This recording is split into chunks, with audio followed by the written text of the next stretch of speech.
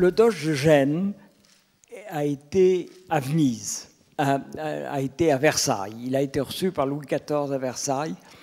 Et Versailles s'était mis en frais pour recevoir le doge de Gênes.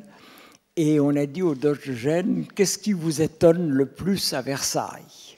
Et il a répondu, ce qui m'étonne le plus, c'est d'y être. Eh bien, ce qui m'étonne le plus, c'est que vous soyez ici si nombreux, et je voudrais vous remercier de votre présence.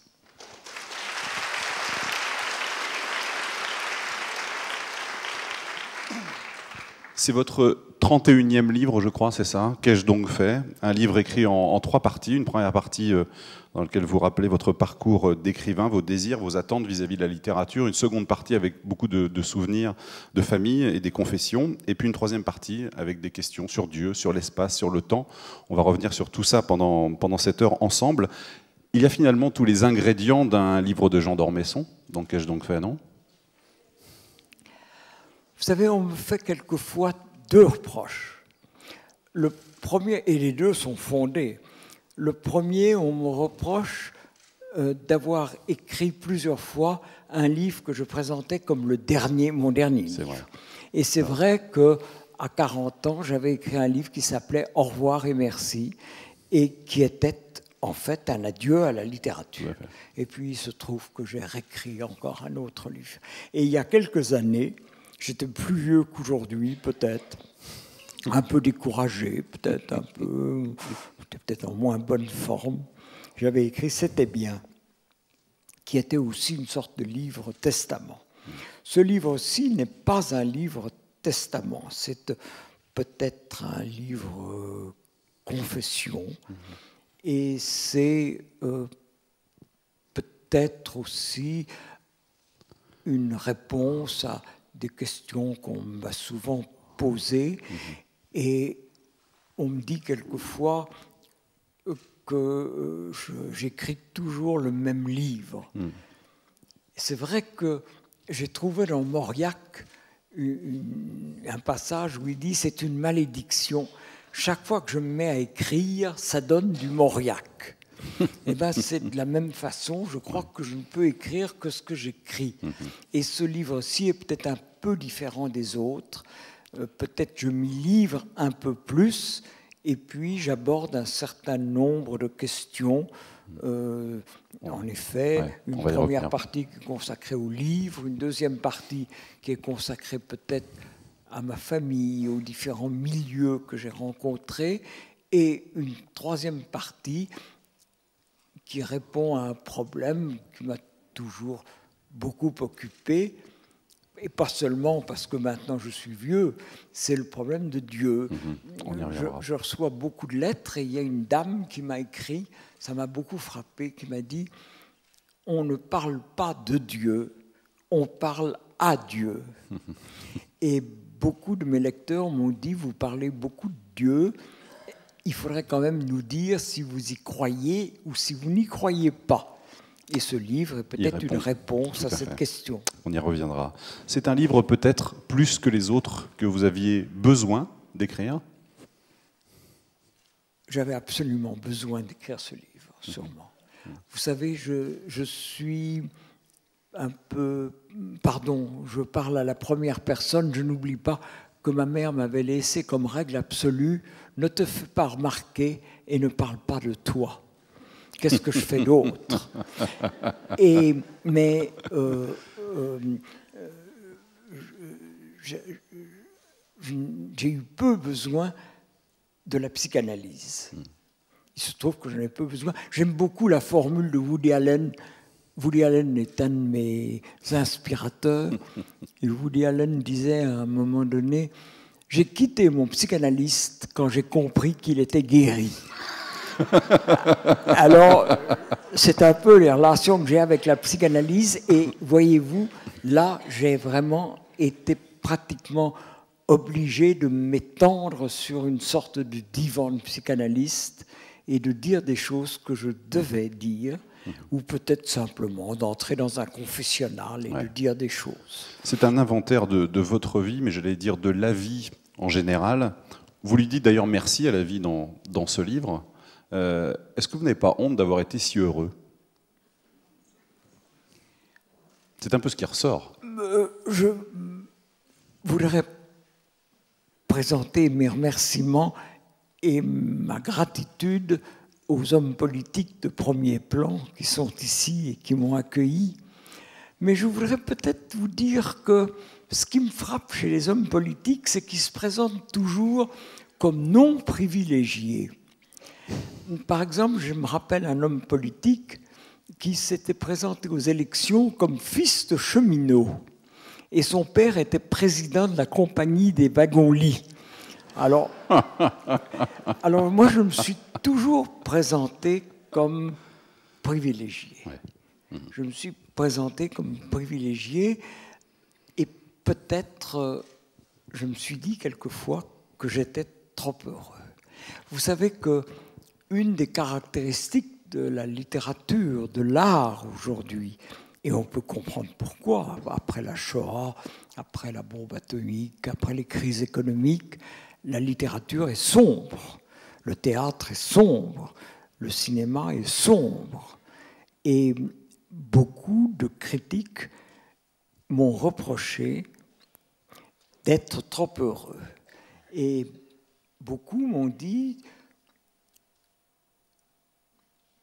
il te manque le malheur pour écrire un grand livre. Et c'est vrai que probablement un des grands livres de notre époque, c'est tout de même Solzhenitsyn.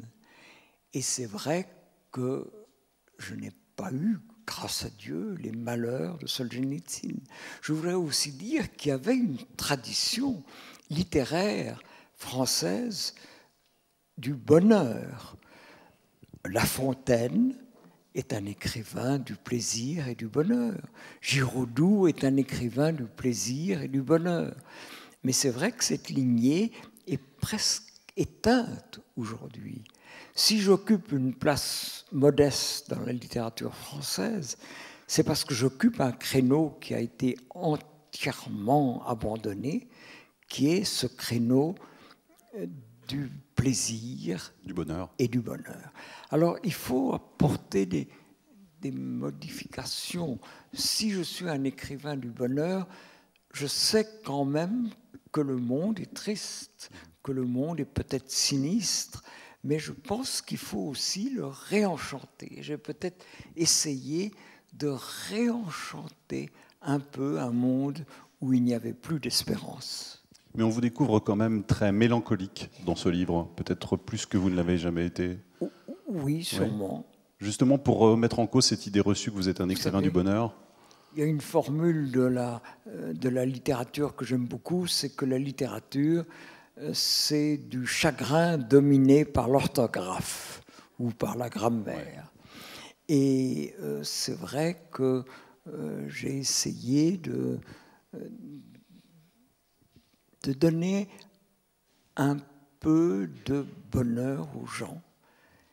Et quelquefois, je leur dis, c'est pas la peine. C'est vrai que ça va pas bien, hein, les choses ne vont pas bien. Je vous dirais pas que nous sommes dans une période absolument enchanteresse. Les choses ne vont pas très bien. Mais ne prenez pas de Prozac, lisez-moi plutôt.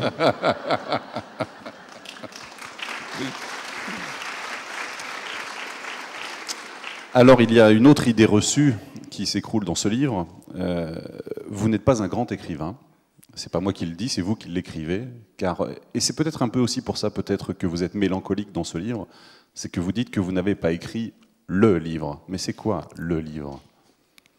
Alors évidemment, on me dit quelquefois, c'est de la fausse modestie. Exactement. Non, je crois que c'est de la vraie modestie, mais évidemment, je prends mes comparaisons peut-être un peu haut.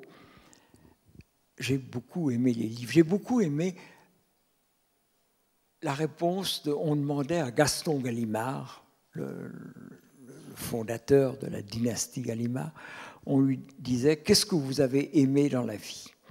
Et il avait répondu cette formule que j'ai toujours beaucoup aimée, « Dans l'ordre, les bains de mer, les femmes, les livres. » Eh bien, je trouve que c'est une très jolie réponse et c'est vrai que j'ai beaucoup aimé l'existence, mais j'ai aussi rêvé de m'inscrire d'une façon ou d'une autre dans la grande lignée de la littérature française. Et j'ai probablement une très grande capacité d'admiration. J'admire beaucoup les grands écrivains. Quand j'étais jeune, j'ai lu assez tôt, j'ai eu la chance de lire assez tôt des livres merveilleux que je vous recommande de faire lire à vos enfants. Il faut lire l'Odyssée. L'Odyssée d'Homère, c'est absolument merveilleux. C'est beaucoup plus amusant que Tintin. J'aime beaucoup Tintin, mais l'Odyssée, c'est quand même mieux. Don Quichotte est un livre merveilleux qu'on peut lire avec beaucoup de plaisir. Les Mémoires d'Outre-Tombe, c'est extraordinairement amusant. Vous savez, je crois beaucoup que les grands écrivains sont des écrivains amusants. Je suis de ceux qui pensent que Chateaubriand est très amusant. Alors, on parle toujours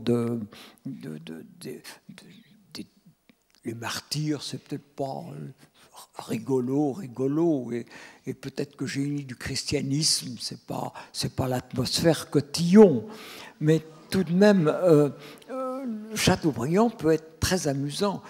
Chateaubriand et Proust passent pour avoir des phrases très longues, très ennuyeuses, et j'ai toujours été frappé comme c'est amusant. Deux exemples très très rapides. Chateaubriand qui parle du soleil qui se couche sur le Mississippi, de la lune qui tombe sur les grandes forêts mélancoliques, a des petites formules merveilleuses que je vous recommande. Par exemple celle-ci: il faut être économe de son mépris, étant donné le grand nombre des nécessiteux. Et Proust a une définition de l'amour. Alors les phrases interminables de Proust, il peut être très très court. Il y a deux phrases de Proust, deux définitions de Proust, de l'amour par Proust qui m'ont toujours paru merveilleuses. La première, c'est: j'appelle ici amour une torture réciproque. Et l'autre, qui est peut-être moins pessimiste, mais qui est d'une beauté merveilleuse: l'amour, c'est l'espace et le temps rendus sensibles au cœur. Et alors je me disais, voilà, il faut essayer de s'inscrire dans cette lignée des gens qui se sont servis des mots pour rendre le bonheur et la grandeur du monde. Et évidemment, c'est très difficile. Vous savez, on parlait tout à l'heure, tout ça est un peu cohérent, on parlait tout à l'heure du fait que j'ai peut-être été trop heureux. Et c'est vrai que quelquefois, je me dis, non seulement j'ai eu le beurre et l'argent du beurre, mais en plus, j'ai voulu le cul de la fermière. Et le cul de la fermière, c'est évidemment la littérature. Ouais. Si vous avez écrit autant de livres, il faut quand même se rappeler que vous avez commencé à écrire à 30 ans. Vous avez écrit 31 livres, donc est-ce que ce n'est pas finalement parce que vous cherchiez à écrire ce grand livre? Est-ce que, secrètement, en commençant un nouveau livre, vous espériez que ce soit le livre que vous cherchez? Oui, absolument. Pardon, peut-être je me répète un peu, je crois que je l'ai déjà dit il y a 1 heure dans une conférence de presse. Mais le drame, quand on parle d'un livre, c'est qu'on a le choix entre se contredire ou se répéter. Donc je préfère me répéter. Et les surréalistes avaient lancé une enquête, il y a 80 ans, ça devait être en 1925 ou 30. Ils avaient lancé une enquête sur une question qu'on me pose éternellement: pourquoi écrivez-vous? Et les gens avaient répondu, les écrivains avaient répondu pour donner un peu de beauté, pour faire passer un message, pour faire passer mes idées. Tout ça avait été jeté à la corbeille et ils n'avaient gardé que 2 réponses. L'une de Drieux-La Rochelle qui était pour devenir riche et célèbre. Et la deuxième de Paul Valéry, j'écris par distraction. Et alors, je dirais que pour ma part, c'est un peu différent. Je crois que j'écris parce que, au moment où me vient l'idée du livre et où je commence le livre, je me dis chaque fois, et ça a été le cas pour presque tous les livres que j'ai écrits, je me dis, ça va être un livre merveilleux, ça va être un livre superbe, ça va être un livre qui va remplacer tous les autres, et ça va être le plus beau qu'on puisse imaginer. Et puis j'écris le livre, quelquefois, en l'écrivant, je me dis, mon Dieu, c'est pas si mal. Et puis à la fin, il est là, le livre, et puis je l'ai et je me dis, ce n'est que ça, ce n'est que ça. Et alors je me dis, il faut que j'en écrive un autre pour qu'il soit meilleur que celui-là. Comment savoir si on a écrit un bon livre? C'est la question la plus difficile. C'est une question plus difficile que pourquoi écrivez-vous? Qu'est-ce qu'un bon livre? Je crois qu'un bon livre, d'abord, c'est un livre que vous aimez. Si vous aimez ce livre, c'est un bon livre. Maintenant, pour une définition plus générale, qui est juge des livres? Alors, je peux vous répondre tout de suite, en tout cas, par l'Académie, par les critiques, par les jurys, par la presse. Qui est juge des livres? Probablement le public. Mais il est vrai que le public peut aussi aimer des livres qui seront complètement oubliés dans 30 ans. Et c'est un des drames de l'écrivain. J'ai de la chance, depuis, pas mes premiers livres, mais depuis mon 5e ou mon 6e livre, les lecteurs m'ont toujours suivi. Et c'est un grand bonheur pour moi que les lecteurs me suivent. Je dois vous dire que je ne pense jamais au lecteur en écrivant un livre. Si vous pensez au lecteur en écrivant un livre, vous écrivez un best-seller, c'est-à-dire un navet. Il ne faut pas penser au public, il faut écrire ce qu'on a envie d'écrire, et si les lecteurs me suivent, tant mieux. Je suis très reconnaissant aux lecteurs. Je dirais même volontiers qu'il n'y aurait pas de lecteur s'il n'y avait pas d'auteur. Mais je suis persuadé qu'il n'y aurait pas d'auteur s'il n'y avait pas de lecteur. Je ne crois pas beaucoup au type qui écrit pour soi-même. Je suis persuadé que Robinson Crusoe, s'il avait écrit un roman, il se serait précipité sur Vendredi pour le lui faire lire. Et donc, le rapport entre lecteur et écrivain est très important. Et c'est pour ça que je suis si heureux d'être ici avec vous. Mais en même temps, si je suis très content d'avoir des lecteurs nombreux, ça m'angoisse en même temps parce que je me dis, Stendhal n'avait pas de lecteur. Vous savez que Le Rouge et le Noir n'avait eu aucun succès. La Chartreuse de Parme avait été très très mal accueillie. Il y avait eu un article de Balzac, je crois dans la Revue de Paris, si je ne me trompe pas, qui était un article merveilleux où Balzac disait « Monsieur Bell », Bell c'était le nom de Stendhal, « Monsieur Bell vient de nous donner un livre où le sublime éclate de chapitre en chapitre. » Quel rêve pour un écrivain. Mais à l'enterrement de Stendhal, il y avait 3 personnes. Et Stendhal avait vu génialement qu'il écrirait pour 1935. Et en effet, en 1935, et maintenant, Stendhal a des millions de lecteurs. Et qui est donc juge? Eh bien, c'est le public, probablement, de demain. Je ne vois pas qui d'autre peut être juge que le public 20 ans ou 30 ans après la mort de l'écrivain, ou du peintre, ou du musicien. Et naturellement, c'est cette idée de la postérité qui poursuit les artistes. Et tout écrivain, tout musicien, tout peintre digne de ce nom échangerait probablement 100 000 lecteurs d'aujourd'hui pour 10 000 lecteurs dans 20 ans ou 30 ans. Je vais lire ce passage du livre d'ailleurs qui correspond bien à ce que vous venez de dire. Qu'ai-je donc fait ? J'ai beaucoup rêvé que vers le milieu de ce siècle qui ouvre le 3e millénaire de notre calendrier, un lecteur anonyme, un jeune homme ou une jeune fille, entre deux amours, entre deux examens, tombe par hasard dans un grenier de campagne sur un exemplaire oublié et défraîchi d'au plaisir de Dieu, de c'était bien ou pourquoi pas de qu'ai-je donc fait ?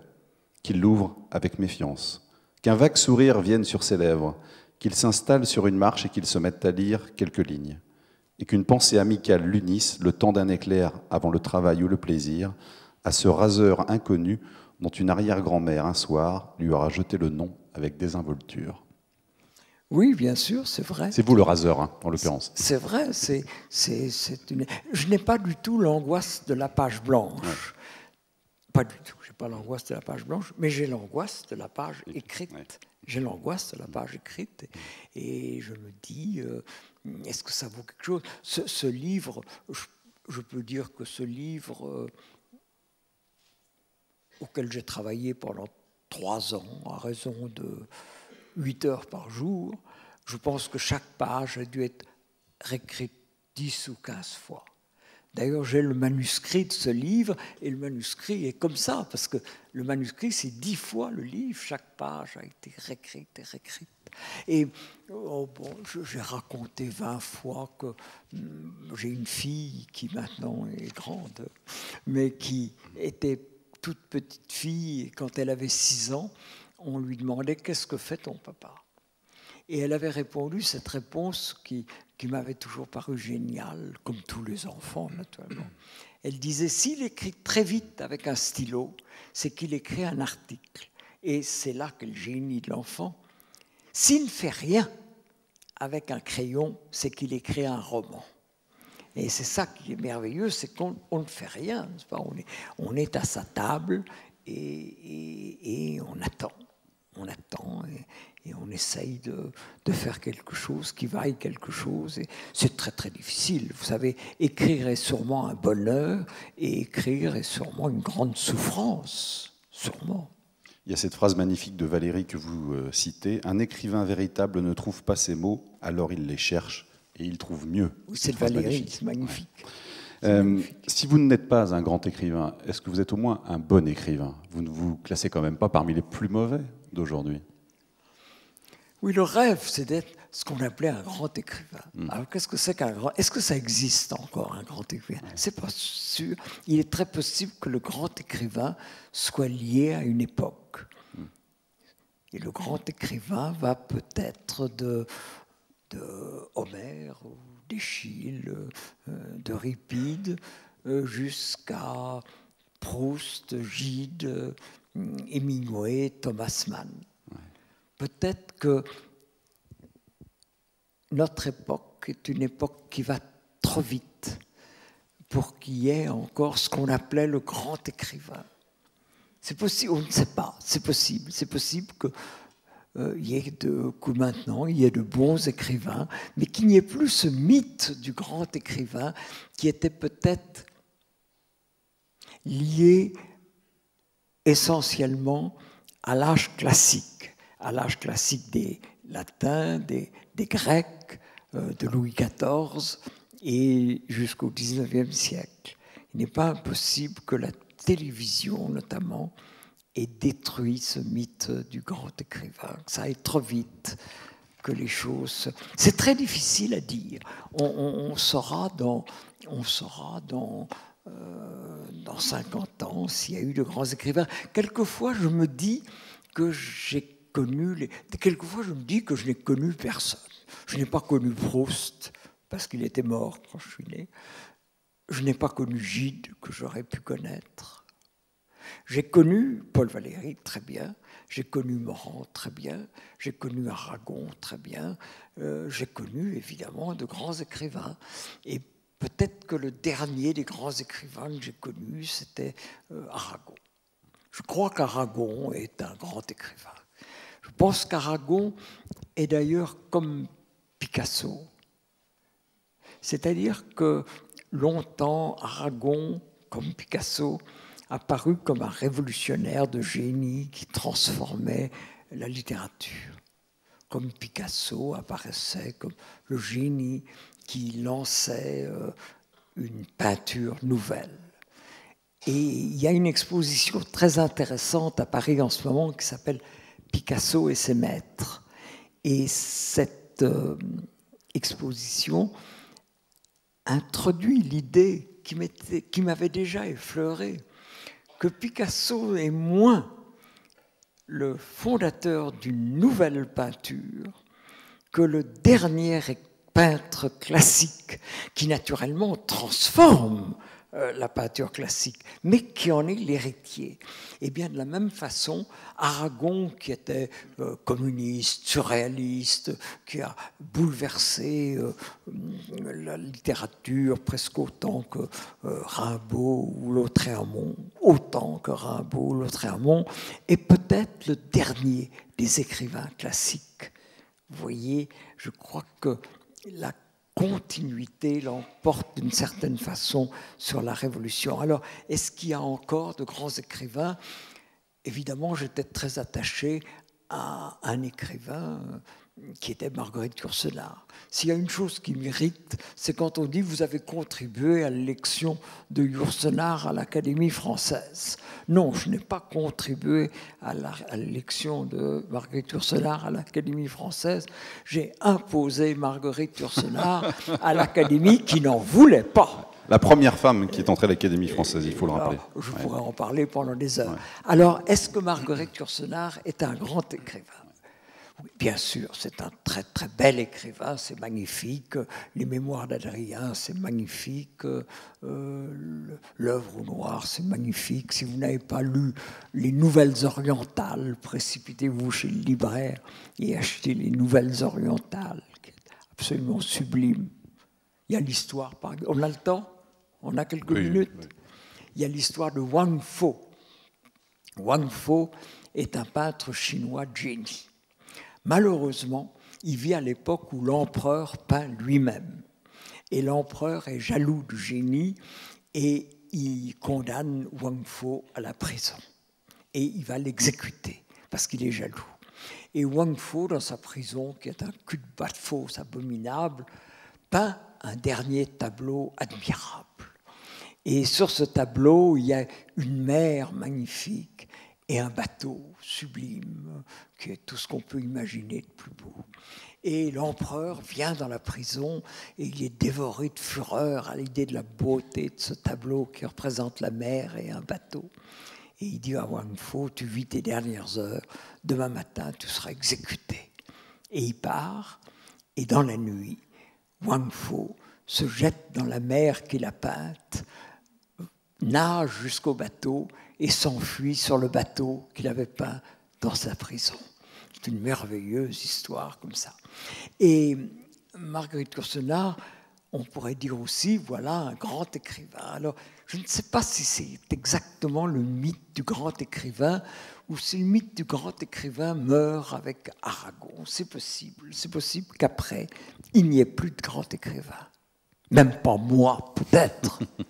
Vous aviez lorsque vous étiez jeune, vous aviez une formidable ambition qui était de ne rien faire. Est-ce que cela vous a aidé à écrire? Quand j'étais jeune, j'ai raconté ça beaucoup.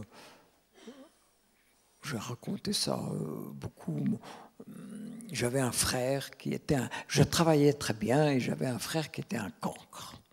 Et c'était un cancre merveilleux. Et c'était le type qui s'asseyait près du poêle pour avoir chaud et qui ne faisait absolument rien. Et un jour, il a dit qu'il voulait devenir marin. Et toute la famille a éclaté de rire en disant « mais il est incapable de passer le concours de l'école navale ». Et puis Michel Debré crée l'école nationale d'administration. Et mon frère dit, je vais me présenter à l'école d'administration, hurlement de rire de la famille. Et il est reçu et il sort premier de l'école d'administration. Mais comme c'était un cancre, il avait 172 fautes d'orthographe dans sa copie. Il écrivait service public 2 SE et public Q. Et le jury a dit on ne peut pas le mettre premier, on va le mettre second. Mais le drame, quand il a été inspecteur des finances, c'est que mon père s'est retourné vers moi et m'a dit « Et toi, qu'est-ce que tu vas faire ?»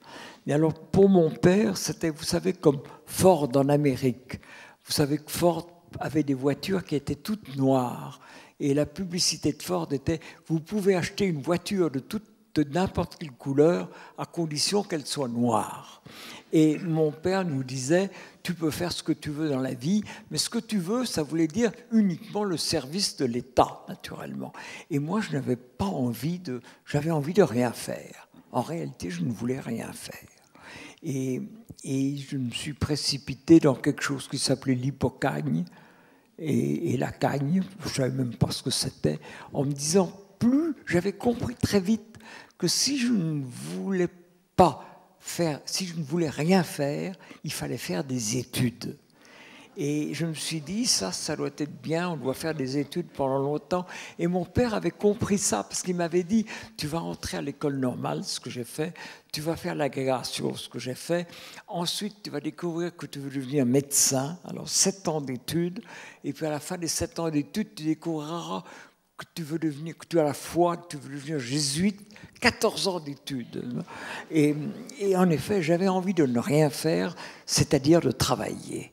Et je fais dans ce livre un éloge de l'ennui et de la paresse, qui est évidemment une paresse active. Ne pas se perdre dans des choses inutiles, tâcher de savoir ce qu'on a envie de faire et ne faire que ça.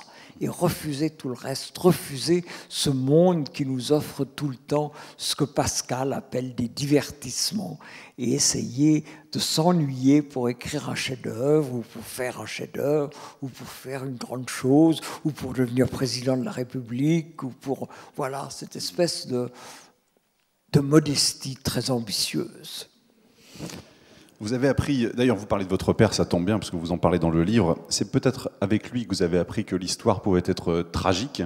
Vous racontez notamment votre plus ancien souvenir, qui est celui d'une gifle que vous avez prise de votre père. Parce que votre père était diplomate en Allemagne, il est arrivé en 25, il est parti en 33, c'est-à-dire en 25 Hitler était emprisonné, en 33 il était au pouvoir. Racontez-nous cet épisode. Une de mes caractéristiques, c'est que je n'ai jamais été à l'école. Je suis un des rares Français à n'avoir jamais été à l'école, parce que mon père était diplomate et qu'on changeait de poste. Et donc, j'étais comme une valise qu'on transportait. Et un des postes de mon père, c'était en Allemagne. Quand mon père arrive en Allemagne, Hitler est en prison parce qu'il a raté son putsch. Et quand il part, Hitler est au pouvoir. Et un de mes souvenirs les plus anciens, c'est que je dois avoir 5 ans ou 6 ans, et je suis sur le balcon de la légation de France à Munich, parce que la République essayait de séparer la bonne Bavière de la mauvaise Prusse, ce qui était évidemment une illusion. S'il y a eu un peu de résistance à Hitler, c'était dans la vieille aristocratie prussienne. Et je suis donc sur le balcon de cette légation et je vois passer des gens qui chantent admirablement, qui ont l'air très gais, qui sont très beaux, qui ont un drapeau rouge où il y a quelque chose sur le drapeau, et ils ont l'air très contents, ils applaudissent et je me mets à applaudir et je reçois la seule claque que mon père m'ait jamais donnée, et qui m'a donné pour m'apprendre qu'il y avait une limite. Mon père était le comble de la tolérance, mais pour m'apprendre qu'il y avait une limite à la tolérance, c'était l'intolérable. Et donc, en effet, j'ai appris là que le monde était tragique. Votre père, qui d'ailleurs a été nommé, je crois, par Pétain, président de la Croix-Rouge, il me semble, oui. Ça a duré très peu de temps d'ailleurs. Ah ben, c'était un des motifs de fierté de la famille, parce qu'il y a beaucoup de gens qui ont été à Vichy, des exemples très illustres, et qui sont restés 1 an, 2 ans, 3 ans avant de quitter Vichy. Mon père a été nommé président de la Croix-Rouge française par Pétain, et il est arrivé à Vichy, je crois, le 30 juillet, et il a démissionné le 2 août. Il n'y avait pas de loi raciale à cette époque-là, mais les Juifs allemands avait été rendu par Vichy aux Allemands. Et donc, mon père, ça, c'était plus qu'il ne pouvait en supporter. Et donc, il était parti. Ça me rappelle une anecdote qui m'avait fait rire. Je faisais, il y a 20 ans ou 25 ans, je participais à une émission de radio qui était organisée par une jeune journaliste qui devait avoir 22 ou 23 ans, qui s'appelait Arlette Chabot. Et cette émission, il y avait un communiste qui était Roland Leroy ou Andrieux, deux types de droite qui étaient Amouroux et moi, et un socialiste qui était Estier. Et on nous disait souvent, mais vous vous engueulez terriblement, est-ce que vous vous serrez la main? Non seulement on se serrait la main, mais on déjeunait ou on dînait souvent ensemble. Et je déjeunais avec un communiste qui s'appelait Andrieux, qui était charmant et redoutable. Et je lui racontais cette histoire. Je lui ai raconté cette histoire. Je lui ai dit, mon père a été nommé par Pétain à la tête de la Croix-Rouge, et il a démissionné au bout de 3 jours. Et j'avais ajouté que mon père avait un frère dont quelques-uns d'entre vous connaissent le nom, qui s'appelait Vladimir d'Ormesson, qui écrivait dans le Figaro et qui avait écrit en août 40 un article. La France entière était pétainiste en 1940.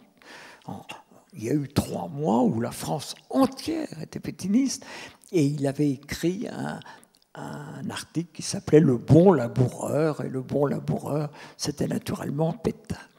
Et je raconte tout ça à Andrieux. Andrieux rit beaucoup, et nous passons à l'émission.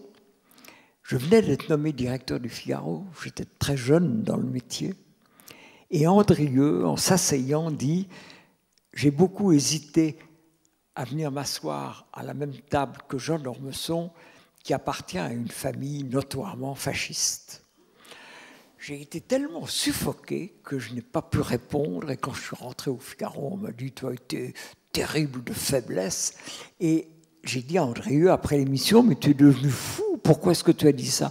Et il m'a fait cette réponse que je n'ai jamais oubliée. « Si tu ne veux pas faire de politique, ne viens pas à des émissions politiques, reste dans ta littérature. » Et ça a été une leçon pour moi terrible, je suis resté dans la littérature. D'ailleurs, je ne pourrais pas faire de politique parce que je suis trop sensible aux arguments des autres. Dans le livre, je dis que je suis rarement de ma propre opinion. Et c'est vrai que je suis très sensible aux opinions des autres. Or, la politique consiste évidemment à croire d'abord qu'on a raison et à le faire croire aux autres. Et moi, j'ai toujours tendance à croire que ce sont les autres qui ont raison et pas moi. Donc, pas de politique. Ce que vous avez vu de la France à cette époque, avec votre père, de cette France qui quasiment rayait de la carte à l'époque, est-ce que ça vous fait relativiser ce que l'on connaît aujourd'hui? Je parle de la crise financière. Vous avez raison, je suis un enfant de mai. Pas de mai 68, mais de mai 40. Ce qui fait que, évidemment, je suis un peu vieux. Vous savez, j'ai compris que j'étais vieux à partir du moment où les gens m'ont dit « Comme vous avez l'air jeune ». Là, j'ai compris que j'étais vieux, parce que j'ai été jeune, vous savez. Et quand j'étais jeune, personne ne m'a jamais dit « Comme vous êtes jeune ». Alors, quand ils m'ont dit « Comme vous êtes jeune », j'ai compris que là, j'étais vieux. Et évidemment, un souvenir dramatique, tragique, c'était l'écroulement de la France en 1940. En 10 jours, la France était rayée de la carte du monde et il n'y avait pratiquement plus d'espérance. Et ça a été des jours véritablement atroces. Et tout le reste, même des situations comme aujourd'hui, qui sont des situations très très difficiles. Et je pense en particulier à des régions comme Le Mans, où l'automobile tient une place importante. J'imagine ce que sont les préoccupations des politiques et des responsables dans une région comme celle-ci, où la situation est si grave. Mais en même temps, je me dis, à côté de ce que j'ai connu, ce n'est presque rien. On a connu vraiment la fin d'un monde. Et vous savez, une des préoccupations aujourd'hui, c'est le destin de la langue française. Et je crois pouvoir donner les dates, non pas l'année, mais peut-être le mois et le jour du règne du français, qui a régné pendant 3 siècles sur l'Europe, c'est-à-dire sur le monde de l'époque. L'origine, c'est le décret de Villers-Cotterêts, 1539, où François Ier rend l'emploi du français obligatoire dans les actes publics. Et ensuite, vous avez Pascal et Corneille, qui, l'un dans la prose, l'autre dans la poésie, qui fixent le français classique et la grandeur du français classique. Et la chute du français, c'est le 10 mai 40 à 4 heures du matin, quand Hitler met fin à la guerre froide, à la drôle de guerre, et attaque dans les Ardennes. Et à ce moment-là, le déclin de la langue française était évidemment inscrit dans les choses. Et évidemment, c'est cette vue de l'histoire qui est à la fois si excitante et si passionnante, et les destins individuels, nos destins chacun, s'inscrivent dans cette histoire qui se fait sous nos yeux. Je rappellerai que vous fûtes, on dit vous fûtes, monsieur l'académicien, vous fûtes agrégé de philosophie. Et est-ce que ce livre n'est pas finalement le plus philosophe de tous ceux que vous avez écrits des 30 ? Mon Dieu, oui, j'ai écrit ce livre en partie, comme je l'ai dit tout à l'heure, comme un livre de confession, et en partie pour répondre à cette question que nous nous posons tous, qui est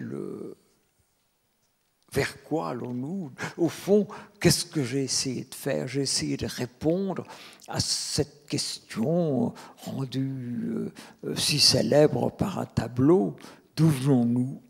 Où allons-nous ? Que sommes-nous ?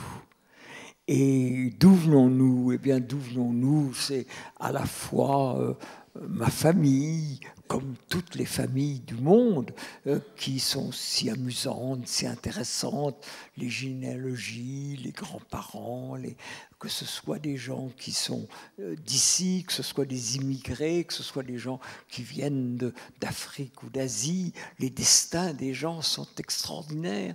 Et puis d'où venons-nous de façon plus importante, plus large, c'est l'origine de la pensée, l'origine de la vie, et finalement le Big Bang et ces 13 milliards d'années d'existence de l'univers qui sont si excitants et si amusants. Et où allons-nous ? C'est vers quoi est-ce que nous allons ? Eh bien, la réponse est assez simple. Nous allons vers notre mort, évidemment. Je ne voudrais pas vous attrister, mais nous allons vers notre mort. Et moi, plus vite que... Je n'ai pas été le plus brillant de ma génération, mais j'ai longtemps été, croyez-le ou ne le croyez pas, j'ai longtemps été le plus jeune. Et puis tout à coup, on est le plus vieux. L'autre jour, j'assistais à une réunion à l'UNESCO, d'anciens directeurs de l'UNESCO. On était quelques-uns là, et le président a dit, il y a une question difficile là, on va se tourner vers notre doyen. Moi, je regardais en l'air, comme ça, et le doyen, c'était moi, comme c'est curieux. Donc, pour moi, le problème de la mort va se poser plus vite que pour vous, mais il se posera pour vous aussi. Quand vous sortirez d'ici, vous serez plus près de votre mort que quand vous y êtes entré. C'est très dur ce que vous nous dites là. C'est très dur ce que vous nous dites. Oui, j'ai d'ailleurs remarqué, comme je vous le dis, c'est une formule que j'ai employée plusieurs fois, à chaque fois ça déclenche des hilarités générales. C'est très curieux. Et alors c'est vrai que c'est un livre où je parle de ce qui nous attend vers quoi nous allons et qu'est-ce qu'il est permis d'espérer. C'est un livre peut-être de philosophie avec des poignées. Ouais. Les chapitres sont très courts. Très court, ouais. Aucun chapitre n'a plus de 2 pages ou 3 pages. Beaucoup de chapitres ont quelques lignes. C'est de la métaphysique pour tramway, la métaphysique pour métro. Vous pouvez lire un chapitre entre 2 stations et vous pouvez réfléchir après sur ça. Et évidemment, c'est une métaphysique homéopathique, si vous voulez. Alors, je vous propose justement cette métaphysique de métro. Le monde est un paradoxe. Pour qui? Pour les hommes qui font partie de ce monde. Rien n'est plus difficile que de comprendre un système auquel on appartient et dont il est impossible de s'échapper. Il est très probable que, comme la mort et l'éternité, l'univers est très simple. Pour les créatures qui l'habitent et le pensent, et que nous appelons les hommes, il est un paradoxe et il est un mystère, parce que nous sommes plongés dans le temps qui est une machine infernale. Ce temps, on n'en sort effectivement qu'à la mort? Oui, je crois beaucoup que ce temps est quelque chose d'extraordinaire. Je crois que le temps est quelque chose comme l'eau pour les poissons. Nous sommes dans le temps, comme les poissons sont dans l'eau. Les poissons ne peuvent pas imaginer un monde extérieur à l'eau. Et nous ne pouvons pas imaginer un monde extérieur au temps. Et pourtant, nous sortirons du temps. Et tous, nous connaîtrons l'éternité. Quand on est mort, c'est pour longtemps. Et nous entrerons dans l'éternité. Toute la question est de savoir si c'est une éternité vide ou si c'est une éternité qui a du sens. Alors, je passe souvent pour un écrivain du bonheur, et en réalité, je suis un mélancolique. Je passe aussi souvent pour un écrivain catholique, et en réalité, je suis agnostique. Alors, on me dit, ah, vous êtes agnostique, vous êtes athée. Alors, sûrement, non. Être agnostique, ce n'est pas être athée. Être agnostique, c'est ne pas savoir. Je suis entouré de gens qui savent que Dieu existe. Peggy sait que Dieu existe et Claudel sait que Dieu existe. Et de gens qui savent que Dieu n'existe pas. Sartre sait que Dieu n'existe pas et il traite de crétins les gens qui croient que Dieu existe. Et je crois que nous sommes dans ce système monstrueux du temps, qui est un système d'une complication extraordinaire. C'est un système magnifique, d'ailleurs.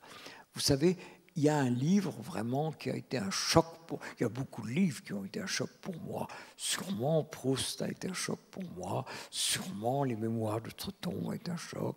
Sûrement Phèdre, c'est si beau, a été un choc pour moi. L'Odyssée a été un choc pour moi. Et les Confessions de Saint-Augustin. Si vous n'avez pas lu les Confessions de Saint-Augustin, précipitez-vous pour lire ça. Et il y a le livre, je ne sais plus si c'est 9 ou 11, qui est sur le temps, qui est si magnifique, avec cette formule qui m'a enchanté pendant des années. Si tu ne me demandes pas ce qu'est le temps, je sais ce que c'est. Mais dès que tu me demandes ce qu'est le temps, je ne sais plus ce que c'est. Et il faut dire que le temps, c'est quelque chose de formidable. Vous savez, quand j'étais jeune, on m'a appris des choses qui étaient tout à fait fausses. On m'a appris, par exemple, le sage est celui qui s'étonne de rien. Eh bien, je dirais que le sage est très loin d'être celui qui ne s'étonne de rien.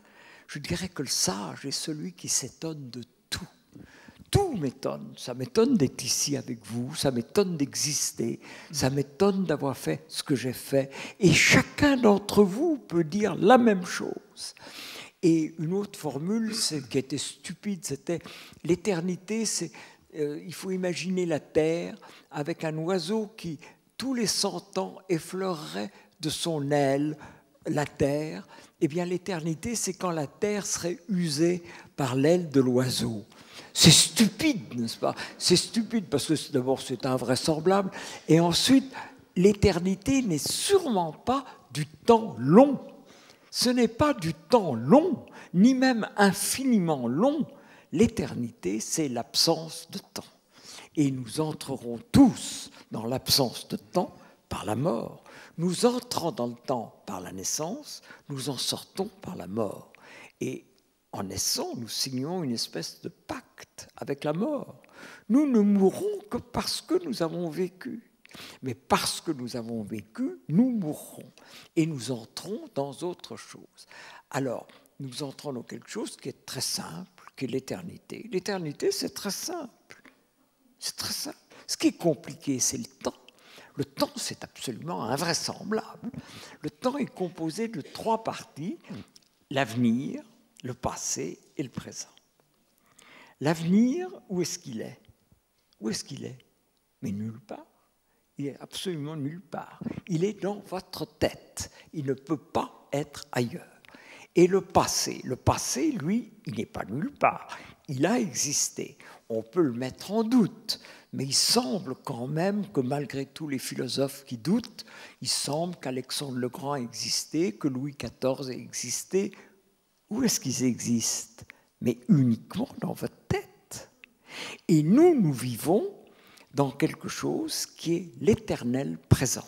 Nous pouvons parler de l'avenir, nous pouvons parler du passé, mais nous sommes toujours dans le présent. À aucun moment, aucun homme n'a été dans autre chose que le présent.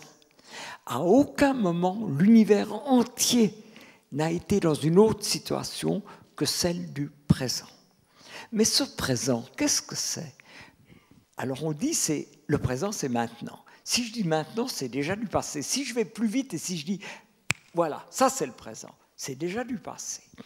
Le présent est pris entre l'avenir et le passé et on peut dire que sans cesse, l'avenir se change en présent qui se change en passé. On peut même soutenir que le présent n'est que de l'avenir qui se change en passé. Et qu'à la limite, il n'y a pas de présent.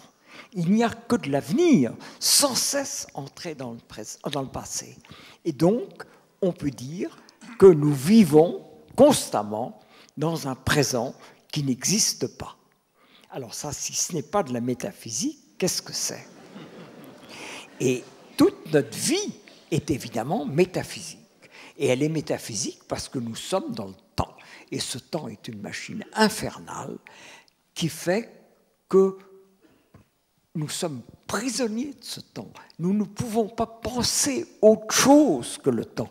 On soutiendrait volontiers que toute philosophie est une réflexion sur le temps. D'ailleurs, ce n'est pas par hasard que le grand livre d'Heidegger s'appelle Sein und Zeit, l'être et le temps, que Platon parle du temps, que Spinoza parle du temps, que Kant parle du temps. Et ce n'est pas par hasard que la littérature tourne tout entière autour du temps et que le grand livre de Proust s'appelle « À la recherche du temps perdu ». Mais nous sortirons du temps et nous entrons dans quoi? Eh bien, je ne le sais pas. Je ne le sais pas. Je doute. J'ai vu d'ailleurs que, je ne crois pas que ce soit Sœur Emmanuelle, je crois que c'était Mère Teresa, avait laissé des textes où elle doutait de l'existence de Dieu, et pourtant c'était une sainte. Et je doute beaucoup de l'existence de Dieu. Mais je doute encore bien plus de son inexistence. À quoi est-ce que je crois? Je crois à la science. Je crois absolument à tout ce que nous dit la science. Mais la science ne nous dit pas tout. Il y a quelque chose qui s'appelle le mur de Planck. Et le mur de Planck, c'est magnifique. Vous savez qu'on peut remonter, que si vous regardez loin dans l'espace, parce que la vitesse de la lumière n'est pas immédiate, elle est immense, mais elle existe. La lumière fait 300 000 km à la seconde. C'est très, très rapide. Hein. Mais il faut du temps. Si vous regardez une étoile au loin, vous la voyez loin dans l'espace et vous la voyez loin dans le temps. Ce qui fait que vous pouvez voir des étoiles qui, quand vous les regardez, sont déjà mortes, qui n'existent pas, qui n'existent plus. Et vous pouvez remonter comme ça jusqu'à 13 milliards 700 millions d'années. Mais vous ne pouvez pas aller plus loin. Il y a un mur qui s'appelle le mur de Planck qui interdit l'accès au premier millième de seconde de l'univers. Eh bien, la science, c'est comme une asymptote de la vérité. Elle se rapproche de la vérité, mais elle n'atteindra jamais la vérité. Et alors, il y a ce doute. Vous ne pouvez pas prouver l'existence de Dieu. Pascal, c'est magnifique, c'est merveilleux, mais il y a des esprits qui refusent Pascal. Mais vous ne pouvez pas prouver non plus l'inexistence de Dieu. Et tout ce que vous pouvez faire avec Dieu, c'est espérer qu'il existe. Et il y a deux formules qui ont guidé un peu ma vie. L'une, c'est une formule juive, qui est deux rabbins discutent longuement de Dieu. Ils font une discussion juive très, très approfondie, très brillante. Et en sortant, il y a l'un des deux qui dit « Le plus important, c'est Dieu, qu'il existe ou qu'il n'existe pas. » Et la deuxième formule est une formule très chrétienne. « Ma foi est la forme de mon espérance. » Alors franchement, je ne sais pas si Dieu existe, mais j'espère qu'il existe. Parce que s'il n'existe pas, alors vraiment ce monde est une espèce d'abominable farce. Et ça ne servirait à rien de se tirer un coup de pistolet dans la tête, parce que s'il n'y a rien, ça ne donnera rien. Et donc, tout ce qu'on peut espérer, c'est qu'il y ait quelque part quelque chose qui ressemble même de loin à la justice et à la vérité, et qui soit un peu plus proche de cette justice et de cette vérité que nous recherchons dans ce monde, mais que nous n'atteignons jamais. On peut espérer qu'elle existe quelque part ailleurs, hors du temps. Eh bien, moi, je vais citer Jean d'Ormesson, qui a ce très beau passage sur Dieu, qui dit, c'est un peu ce que vous venez de dire d'ailleurs, « Je doute de l'existence de Dieu, je doute encore bien davantage de son inexistence. Les uns croient en Dieu, les autres doutent de Dieu, je doute en Dieu.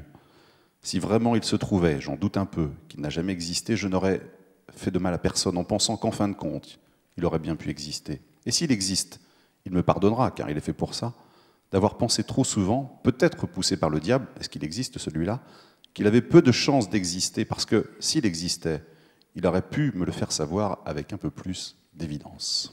Est-ce que vous croyez plus dans les livres qu'en Dieu? Est-ce que vous croyez plus dans les livres qu'en Dieu? J'ai beaucoup aimé les livres, mais à côté de Dieu, c'est peu de choses. Alors là, je dis à la fin, Dieu aurait pu me faire savoir son existence avec un peu plus d'évidence. Mais dans le chapitre d'après, je dis qu'il y aurait une catastrophe, vous savez, il y aurait une catastrophe. C'est si on prouvait, si la science finissait par pouvoir prouver l'inexistence de Dieu. La science ne peut pas prouver l'inexistence de Dieu. Mais nous ne sommes pas capables non plus de prouver l'existence de Dieu. Une preuve de l'inexistence de Dieu serait une catastrophe. Une preuve de l'existence de Dieu serait une catastrophe, d'abord pour les incroyants, mais même pour les croyants. S'il était sûr que Dieu existe, le Vatican n'a qu'à fermer les portes. Le propre de Dieu, c'est d'être caché. Dieu est caché. Et Dieu est hors du temps. Et tout ce qu'on peut faire, c'est l'adorer, l'espérer, souhaiter qu'il existe, mais évidemment pas le connaître. De quoi vous êtes le plus désespéré? De quoi êtes-vous le plus désespéré? De ce que vous avez fait ou de ce que vous n'avez pas fait? De quoi je suis le plus désespéré? Ouais. De ce que vous avez fait ou vous n'avez pas fait? Je peux vous répondre très simplement et très franchement de moi-même. Je suis toujours étonné de voir que les gens sont attristés par la bêtise des autres, par la folie des autres, par la méchanceté des autres. Ce qui m'épouvante, c'est ma bêtise, ma folie et ma méchanceté. Je sais bien où est le diable, il est en moi. Vous dites au tout début du livre, « Je passe tout mon temps avec moi ». C'est ce que vous dites au début du livre. Est-ce que votre compagnie vous fatigue parfois? Oui, je n'arrive pas à me débarrasser de moi et je ne trouve pas que ma présence soit la compagnie qu'on peut souhaiter le plus vivement. J'admire beaucoup plus d'autres gens que moi-même, honnêtement. Si vous aviez été Cary Grant, comme vous l'espériez. Vous souhaitiez être Cary Grant quand vous étiez jeune. Qu'auriez-vous fait? Si vous aviez été Cary Grant, qu'auriez-vous fait? J'aurais embrassé Ingrid Bergman dans l'escalier d'un film qui s'appelle Notorious et qui s'appelle en français Les Enchaînés. Voilà ce que j'aurais fait. Puisqu'on arrive au terme de cette rencontre, Jean d'Ormesson, juste une dernière question. En quoi ce monde, dont vous dites que c'est une drôle de machine à faire verser des larmes de sang, en quoi ce monde mérite-t-il d'être aimé, selon vous?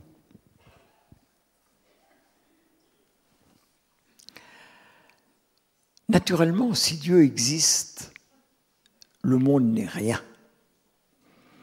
Et si nous étions sûrs que Dieu existe, est-ce que nous ne nous précipiterions pas tous dans un couvent immédiatement? Mais en même temps,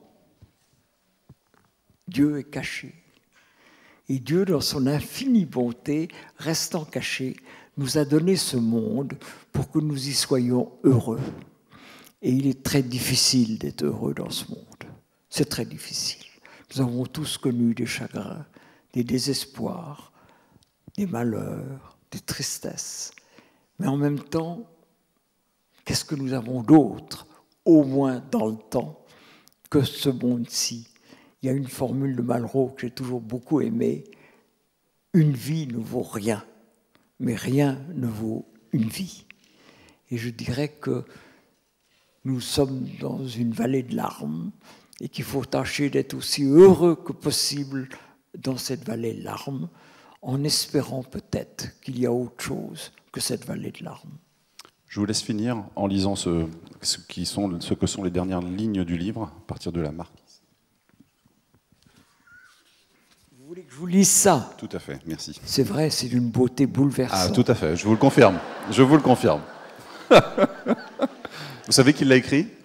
Eh bien, je vais vous lire un peu plus que ce que vous me avec proposez. plaisir, avec plaisir. Je vais vous lire le dernier paragraphe de ce livre. Qu'ai-je donc fait? J'ai aimé l'eau, la lumière, le soleil, les matins d'été, les ports, la douceur du soir dans les collines et une foule de détails sans le moindre intérêt, comme cet olivier très rond dont je me souviens encore dans la baie de Fêtier, ou un escalier bleu et blanc flanqué de 2 fontaines dans un village des Pouilles dont j'ai oublié le nom. Je ne regrette ni d'être venu, ni de devoir repartir vers quelque chose d'inconnu dont personne, grâce à Dieu, n'a jamais rien pu savoir. J'ai trouvé la vie très belle et assez longue à mon goût. J'ai eu de la chance. Merci. J'ai commis des fautes et des erreurs. Pardon. Pensez à moi de temps en temps. Saluez le monde pour moi quand je ne serai plus là. C'est une drôle de machine à faire verser des larmes de sang et à rendre fou de bonheur. Je me retourne encore une fois sur ce temps perdu et gagné et je me dis, je me trompe peut-être, qu'il m'a donné comme ça, pour rien, avec beaucoup de grâce et de bonne volonté, ce qu'il y a eu de meilleur de toute éternité, la vie d'un homme parmi les autres.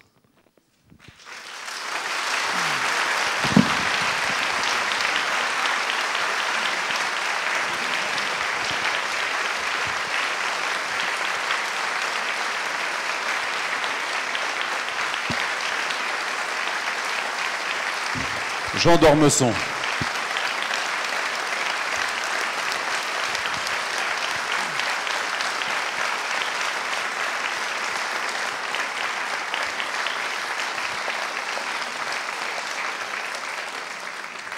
C'est sûrement un grand écrivain qui a écrit ces lignes, non?